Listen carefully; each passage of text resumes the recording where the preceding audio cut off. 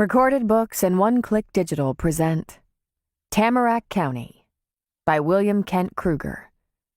Narrated by David Chandler.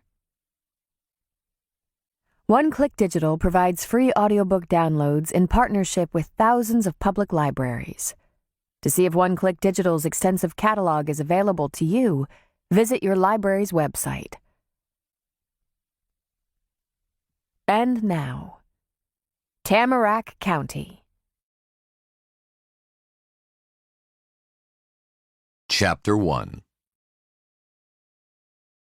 Like many men and women who've worn a badge for a good part of their lives, Corcoran Liam O'Connor was cursed. Twice cursed, in reality. Cursed with memory and cursed with imagination. In his early years, Cork had worked for the Chicago PD, the South Side. Then he'd spent a couple of decades in the khaki uniform of the Tamarack County Sheriff's Department, first as a deputy and finally as sheriff. He'd seen the aftermath of head-on collisions, of carelessness or drunkenness around farm or lumbering equipment, of bar fights with broken bottles and long-bladed knives, of suicide and murder in every manner. And so the first curse. He remembered much, and much of his memory was colored in blood. The second curse came mostly from the first. Whenever he heard about a violent incident, he inevitably imagined the details. And so, when he finally understood the truth of what happened to Evelyn Carter, he couldn't keep himself from envisioning how her final moments must have gone. This is what, in his mind's eye, he saw. It was 7 o'clock in the evening, 10 days before Christmas. The streets of Aurora, Minnesota, were little valleys between walls of plowed snow. It was snowing again, lightly at that moment, a soft covering that promised to give a clean face to everything. The shops were lit with holiday lights and Christmas trees and Santa figures and angels. There were people on the sidewalks carrying bags and bundles, gifts for under the trees. They knew one another, most of them, and their greetings were sincere good wishes for the season. Evelyn Carter was among them. She was small, not quite 70. All her life she'd been a good-looking woman, and had taken good care of herself, so she was attractive still. She wore an expensive coat trimmed with fox fur, purchased when she'd visited her daughter in New York City in October.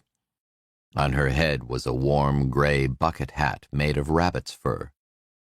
In her left hand, she gripped a shopping bag filled with little gifts, stocking stuffers. A cell phone was cradled in the gloved palm of her right hand, and she stood on the sidewalk, looking at a photo of her grandson dressed as a shepherd for the church pageant this coming Sunday. When the door of Lila Buell's sweet shop opened at her back, the smell of cinnamon and cider ghosted around her, and she smiled in the wash of the good spirits that seemed to her a beacon of hope in an otherwise dark winter season. Her big black Buick was parked on Oak Street, and by the time she reached it and set her shopping bag in the passenger seat, she was tired. Evelyn had a good but troubled heart. She carried nitroglycerin pills in a tiny bottle in her purse. She was feeling some uncomfortable pressure in her chest, and when she'd finally seated herself behind the wheel, she sat for a moment, letting a nitro pill dissolve under her tongue. She hadn't yet started the engine, and as she sat, the windows gradually fogged from her slow, heavy breathing. She didn't see the figure approaching her door. She was thinking, maybe, about her grandson in Albuquerque, or her daughter in New York City, saddened that all her family had fled Tamarack County and moved so far away. She knew the reason. He was at home, probably staring at the clock, complaining aloud to the empty room that she'd been gone too long and had spent too much.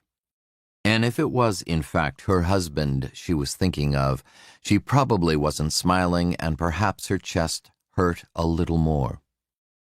The windows were heavy with condensation, and maybe she felt suddenly isolated and alone, parked a block from the bustle of To keep listening to this audiobook, I've left you a link in the description so you can do it, at no cost thanks to Audible's 30-day free trial.